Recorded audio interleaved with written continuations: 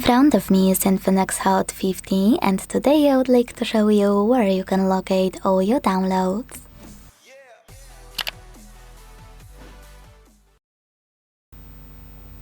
First of all, you need to find an app called Files that's already on your Infinix.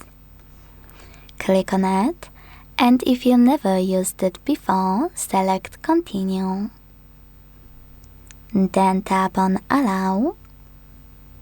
And finally, select Downloads category. As you can see, all of my downloaded files are over here. Now to access one, click on it on the left. And to manage one, click on those three dots on the right.